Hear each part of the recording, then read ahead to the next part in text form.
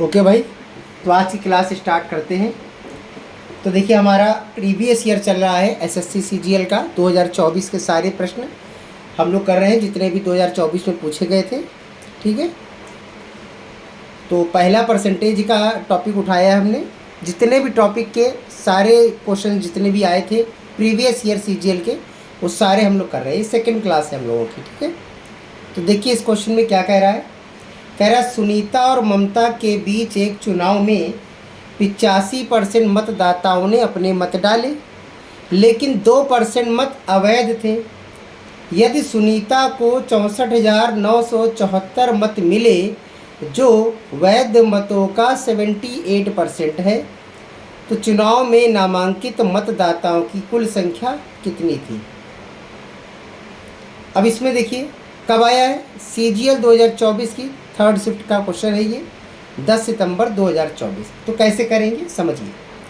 तो ये जो आखिरी वाली जो वैल्यू है इसी को हम लोग उल्टे क्रम में सॉल्व करेंगे। कैसे, तो पहले हम बेसिक से आपको बताएं कि कोई वैल्यू अगर 100% है आपकी, तो इसमें 85% मतदाताओं ने अपने मत डाले, मतलब इसका है कि 15% ने नहीं डाले और 85% लोगों ने डाल दिए मत। इतना समझ में आ रहा। अब डाले गए मत डाले लेकिन 2% मत अवैध हो गए। इसका 2% क्या हो गया, अवैध, यानी 98% तो वैध है। ठीक है, और सुनीता को मिले जो मत मिले हैं वो वैध मतों का 78% है, मतलब इसका 78% जो वैल्यू है वही सुनीता की है। कितनी, 64974, ये 78% की वैल्यू है। अब कह रहा है चुनाव में नामांकित मतदाताओं की संख्या, कुल संख्या कितनी थी। कुल संख्या मतलब इस 100 की वैल्यू निकालनी है आपको। 78 पर आप बैठे हैं। ठीक है, तो इसको कैसे निकालेंगे, बस उल्टे क्रम में हल करते जाइए। जैसे ही 78 की वैल्यू है तो इसको आप 78 से डिवाइड करें और 100 का मल्टीप्लाई। ठीक है, तो आप यहाँ पर आ गए। अब जो ये वैल्यू है ये अपने में 98% है, मतलब इसको 98 से डिवाइड और 100 का मल्टीप्लाई। तो अब हम लोग यहाँ पर आ गए। ये जो वैल्यू है अपने में 85% वैल्यू है, यानी कि 85 से डिवाइड और 100 का मल्टीप्लाई। अब हम यहाँ पर आ गए, बस इसी को हल करना है, आंसर आ जाएगा। अब इसके दो तरीके हैं, एक तो आप ओरल देख लीजिए, दूसरा आप सारे को काटना शुरू करिए, 2 से, 5 से, 3 से, 17 से, जिससे भी कट रहा है आपसे। ठीक है, तो हम आपको काट तो लेंगे ही, तो इसको हम दूसरे तरीके से बता रहे हैं। इसको डायरेक्ट भी किया जा सकता था। कैसे, देखिए इसको मत काटिए कुछ भी, 78, 98, 85 का मल्टीप्लाई करिए, लेकिन आप ऐसे डायरेक्ट मल्टीप्लाई मत करिए, बहुत टाइम लग जाएगा। इसको थोड़ा सा मोटा मोटा कर लीजिए। जैसे 78 को आप 80 बना लीजिए, ठीक है, 98 को 100 बना लीजिए, ज़्यादा आएगा नीचे वाला पता है, और इसको 85 रहने दीजिए।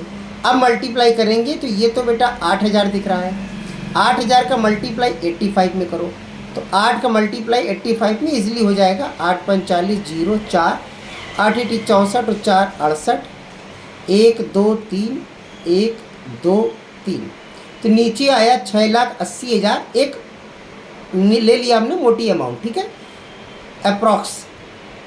अब देखिए अगर हम 0 से ये 0 1 कैंसिल कर दें ऊपर वाला, तब भी हमारे पास 68,000 बच रहा है, और यहाँ 64,974 मतलब 65,000 समथिंग है।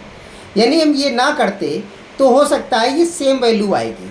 ठीक है, इसलिए ये मैक्सिमम कितनी बार जा रही है, एक बार।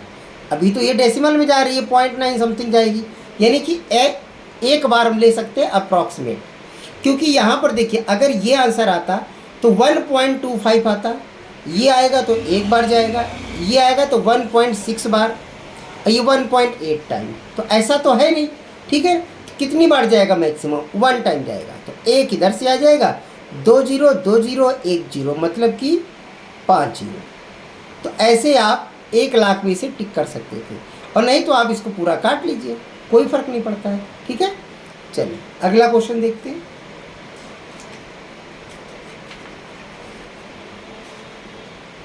इसमें क्या कह रहा है, कह रहा मृदुला एक निश्चित मासिक वेतन के साथ अपनी नौकरी शुरू करती है। ठीक है, प्रत्येक वर्ष एक निश्चित वेतन वृद्धि अर्जित करती है। यदि उसका वेतन 6 वर्ष की सेवा के बाद 28,400 है, कितनी वर्ष के बाद? 6 वर्ष की सेवा के बाद, और 15 वर्ष की सेवा के बाद 52,957, 52,997, 15 वर्ष बाद, तो उसकी वेतन वृद्धि जो वार्षिक हर साल कितने रुपए बढ़ रहे हैं ये बताना है।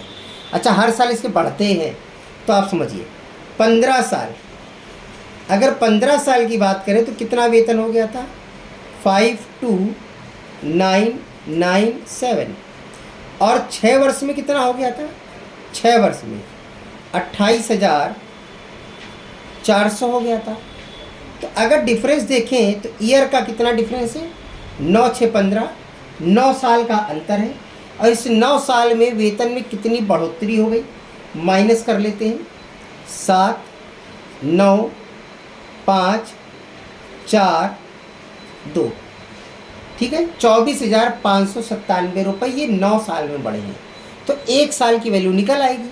9 से इसको काट दीजिए, ठीक है, 9 दूनी 18, 6 बचा, इसको दे दिया, 65 हो गया, ठीक है। 9 × 72 ज़्यादा चला जाएगा, और 9 से 63, 7 बार चला गया। अब 2 बचा, इसको दे दिया तो 29 हो गया। 9 से काट दिया, 9 × 27 3 बार गया, फिर 9 × 27 3 बार गया, यानी हर साल 2,733 रुपये की इसकी वृद्धि हो रही थी। यही क्वेश्चन में पूछ रहा था। तो 2,733 यानी थर्ड ऑप्शन, ठीक है। चलो अगला क्वेश्चन देखते हैं। अगला क्वेश्चन कह रहा है कि एक कर्मचारी के वेतन में पहले 25% की वृद्धि की जाती है। देखिए सारे क्वेश्चन प्रीवियस ईयर के हैं ये। फिर 12% की कमी की जाती है। उसके वेतन में प्रतिशत परिवर्तन कितना हुआ? ठीक है, परिवर्तन कितना हुआ? तो इसमें परसेंट प्लस परसेंट आप लगा लीजिए, ठीक है। तो 25% की वृद्धि थी, 12% की कमी, तो 12 माइनस कर दीजिए, in bracket 25 into -12 divided by 100। तो 25 से 4 बार गया, 4 से 3 बार गया, माइनस का 3 है, इन दोनों को घटा देंगे तो 13 12 25, 13 प्लस का है ये, इधर से माइनस का 3 आएगा, यानी 10% हमारा प्लस का बन रहा है। तो प्लस का है तो इंक्रीज होगा, माइनस बनता तो डिक्रीज होता। तो ऑप्शन नंबर ए करेक्ट है, ठीक है।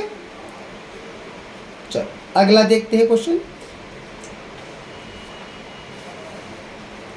कह रहा है महिला अपनी आय का 2/3 खर्च करती है। अच्छा, यानी 3 रुपये कमाती है तो 2 रुपये खर्च करती है। यदि उसकी आय में 18% की वृद्धि होती है और व्यय में 24% की वृद्धि होती है तो बचत में कितने प्रतिशत की वृद्धि होगी, ये पूछ रहा है। तो ये जो 2/3 लिखा है इसको जरा वैल्यू में चेंज कर लें तो हम लोग ये मान सकते हैं कि सर 300 रुपये इसकी आय है और ये आय का 2/3 था ना, यानी जो खर्च है इसका 2/3 यानी 200 खर्च कर रहा है। तो बचा कितनी रहेगी, माइनस करके कर लो, 100 रुपये इसकी बचत है, ठीक है। अब कंडीशन कह रहा आय में 18% की वृद्धि, तो 18 × 54 बढ़ेगा, यानी 354 रुपये नई इनकम हो गई इसकी, ओके। और उसके जो खर्च है उसमें 24% की वृद्धि हुई खर्च में, 24 दूनी 48, 48 मतलब खर्च हो गया तो 248 रुपये खर्च हो गए। अब 354 रुपये कमाए थे, 248 रुपये आपके क्या हो गए, खर्च हो गए, ठीक है। तो कितने रुपए की बचत हुई भाई, तो 106 रुपये की बचत हो गई। पहले बचत हो रही थी 100, अभी बचत हो रही है 106।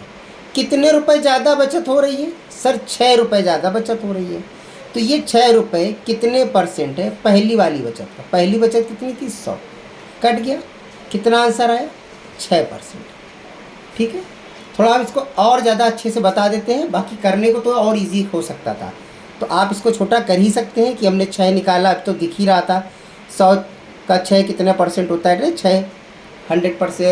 6% होता है, लेकिन फिर भी निकाल के दिखा दिया आपको, ओके।